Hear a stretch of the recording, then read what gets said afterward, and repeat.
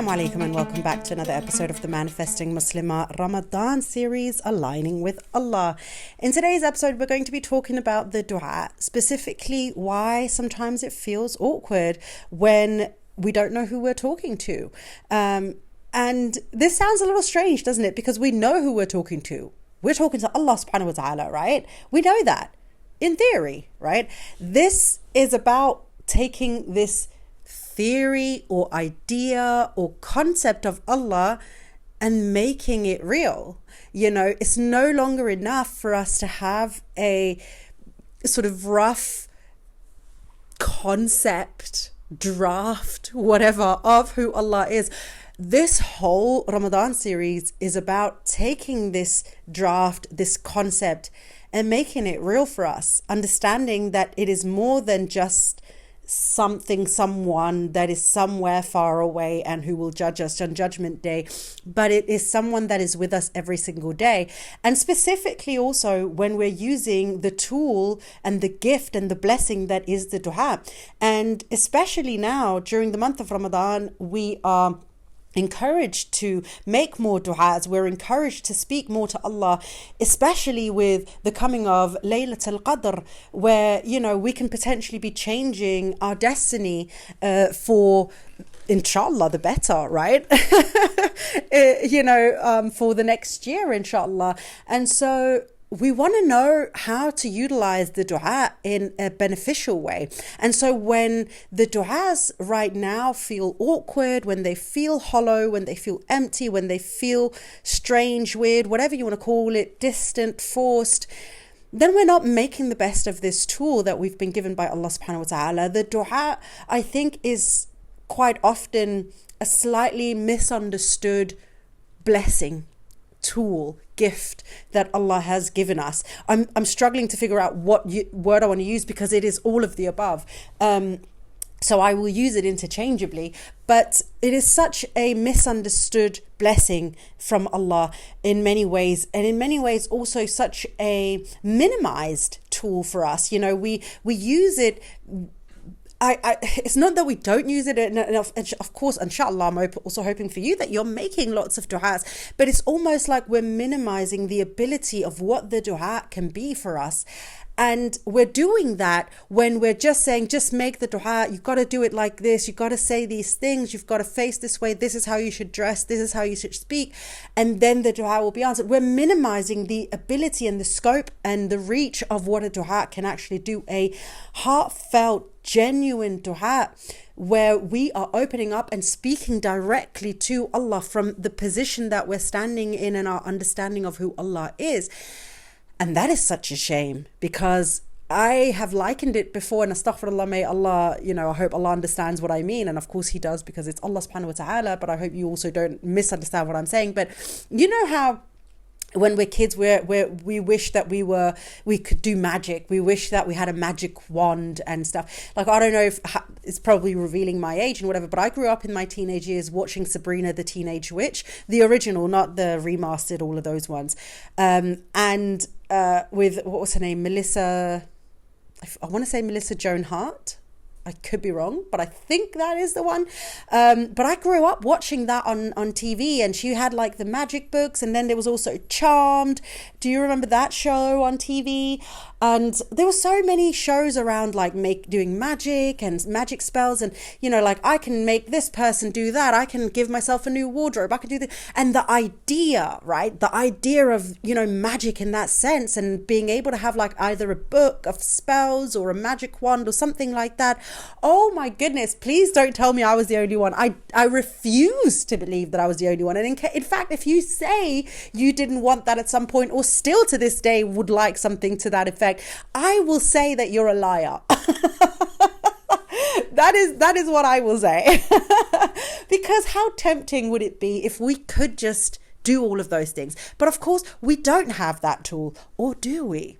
But we have a much better tool. That is what we have. We have a a much better tool than anything like that, because we have the gift of Allah. And Allah has said, I am giving you a direct lifeline to me, a direct phone, like I don't know, like just a direct line. What is it called? Like there's like, I'm assuming maybe, oh my God, I'm going to not even make this comparison because I can't even remember if I remember it correctly. So I'm not even going to go there. Oh, the Powerpuff Girl phone. That one. When the mayor calls the Powerpuff Girls. Yeah, that. Like that, but directly to Allah. So even better. Okay. And we're not utilizing it. We're not doing it properly. We're not understanding the scope and the unlimitedness and the privilege that we have in this beautiful blessing that Allah has given us. And we're minimizing it. We're minimizing it and we're formalizing it. We are making it distant. We're forcing it. And it's such a shame because the dua is such a beautiful thing, but the dua becomes that much more beautiful when we understand who we are talking to, and not just from a theoretical perspective, but from a knowing, understanding. I'm living it, and I am experiencing it right now perspective. When we are coming to the dua with a theoretical understanding of Allah and sort of like a distant knowing of Him and His abilities and His promises to us, the dua can feel formal. It can feel distant. It can feel disconnected. It can even feel forced. I don't know, this doesn't feel comfortable for me because I don't know if I should be like, but I feel like I have to do it every time I've finished my salah because everybody says it's good to make the dua after the salah. It feels like I have to do it when I'm in sujood. It feels, but I don't have, the words don't come to me in that moment. It actually comes at a different time and da. Right? And so it can feel strange to us when we do it because of an idea of something rather than the actual knowing of what it actually is. So let me just say it straight off the back, right here, right now, okay? If no one has told you this before, there are no rules to the dua. You don't have to have a wudu.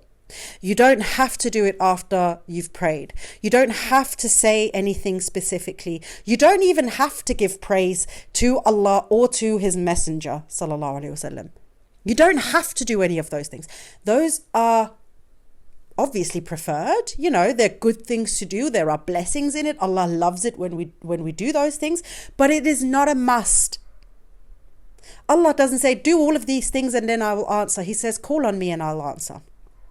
What does that tell us? If He wanted us to jump over a building first and do all of these things, then He would have specified it and we would have had the rules on how to perform a dua the way that we have been given the salah, and everybody knows how to pray the salah and how many rak'ahs and what's to say here and what to do there. But He didn't. He left it open because He understands and He knew that we need a personal, very intimate connection with Allah subhanahu wa ta'ala, and that can look different to different people and it can come at different times for different people. And so He left it very open to us. And so when we are, and again, by the way, please do not take from this that you don't ever do any of those formalities in, doing it after salah, doing it in your sujood, facing the qibla, having your hands up, giving praise to the prophets and all of that stuff. That's not what I'm saying. I'm not saying don't ever do that. I'm saying if you're not there right now, or you haven't learned that, or it feels awkward right now, or you're in a tight spot and you're like, I just want to make a dua, but I don't have the time. I just have the time to say this one thing, but I don't want to go and make wudu and I don't want to have the time to do all of these things. You don't have to. You don't have to. You don't have to get out of bed. If you wake up in the middle of the night and you're like, I really want to make this dua, it came to me right now. You don't have to get out of bed. You don't have to go wash up and sit on your prayer mat facing the qibla. You don't have to. You can just ask Allah. You can just open the conversation right there. You can pick up that Powerpuff phone, the one with the little red button nose. You know the one I'm talking about. And you can have that conversation. But the thing about that is that it becomes so much easier for us to do that when we know Allah. It becomes so much easier for us to just pick up that conversation where we left it off last time without feeling like we have to go through a bunch of formalities. The formalities are nice, but they're optional. They're optional. You don't have to speak in Arabic. You can give your blessings to the Prophet in your own language. If it's Filipino, Spanish, Danish, it doesn't matter. You can do it however you want. You can You can speak to Allah the way that you want, but when you don't know who you're talking to, we feel like we have to make it formal, because now Allah is no longer our best friend. He is, as he also is the King of Kings, the creator of creation, the creator of the universe and everything that is in it and outside of it and above it and below it and whatever, right? Like, what do I know? I'm just sitting in my little cave speaking into a microphone. Who am I? No one. Exactly. Just remember that. But the point is that he is all of those things, and he's your best friend if you want him to be. if you make him, no, I'm not forcing, but like, make him, if you invest your time to make him your friend, your provider, your blessing giver, your support, your guide, your advisor. He can be all of those things, but you are responsible for that relationship. You're responsible for curating that relationship with Allah subhanahu wa ta'ala. And when you have that wonderful relationship with Allah, where you can come to Allah whenever you feel like it, and in whatever state you're in, even if you've just, astaghfirullah, may Allah forgive us because we are so imperfect, have just been out and sinned, and you're still in that state of the sin, whatever that may look like, and you still want to have that conversation with Allah, talk to Allah. And there will be people that say, Allah won't accept that. No, he won't accept. Who are you to say? How can you speak for Allah? Only Allah knows. And so rather speak to him in that state and ask him for forgiveness in that state. Show the remorse in that state. Ask him for whatever it is that you need to ask him for. Give him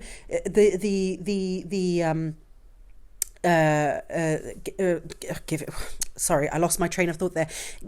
Tell him that you want him to give you the openness of your heart towards him so that you can shut off that path of sin and open up the path of Allah, even in moments when you're going through it.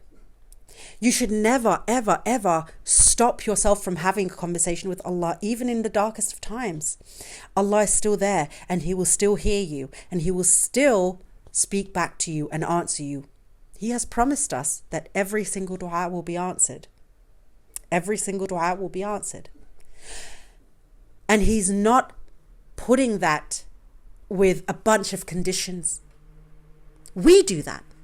You, my dear friend, do that. You put the conditions upon yourself. And so, of course, when you're coming into the dua, it feels awkward, because now you're coming in with all of these perceived limitations and constrictions and expecting to have an open conversation with Allah when in fact you're holding yourself back from the get-go. You're saying, I wouldn't accept it from me if I came like this. I wouldn't accept it from me because I'm not even facing the Qibla. I'm not accepting it from me because I X, Y, and Z. And in reality, Allah might be looking at you going, can you just speak to me? Like, what are you? Open up your mouth, open up your heart. Let's have a conversation. I've been waiting for you. I want you to talk to me. And you're the one getting in the way of that. Isn't that sad? The dua is an intimate conversation with Allah. Intimate conversation. It is where we can truly release everything that is inside of us.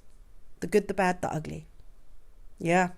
Even those times when we feel like we're holding some type of resentment towards Allah. I know some people get super triggered when I say that. Does it trigger you? Does it irk you a little bit? Are you like, oh my God, no. I couldn't possibly be frustrated with Allah. I couldn't possibly be angry with Allah. I couldn't possibly hold resentment towards Allah. But my darling, many of you are. I have. I know many people who have. And I will continue to meet people who are and who experience those things. And it's fine. Allah knows it. Allah knows it. You can't hide it from him. So speak to him about it. Talk to him about it. You can't hide it from him anyway. Say, I'm feeling these ways. But that feels safe for us to do when we know Allah, because we know that he's a safe spot for us to do that. We know that the dua is a safe place for us to open up. When we don't feel these things and when we don't have that connection, we don't do it. This is when we come with this again, as I said, this formality. We're formalizing the whole thing. I couldn't possibly be honest with Allah because, astaghfirullah, if you had to hear my ugly thoughts, you had to hear that I'm actually really angry about this thing that happened. My darling, you're not hiding it from him. He already knows. You're fooling yourself. Speak to him. I promise you, He's waiting for you to have that conversation with him. So make it this intimate place. You know how some people are like, oh, I'll journal. Allah is your journal. You can still have a journal on the side. But if you are very open and honest in your journal, you need to be at least 10 times more honest and open with Allah. Because at the very least, nobody can open up that book except you and Allah. People can find your journal. They can publish it. Put it out there for a bestseller. Look at this crazy girl's thoughts. You know, Allah would never do that. He actually will keep it safe. And not just safe, he will actually do good with it. He will bless you for it. He will reward you for it. The journal can't do that.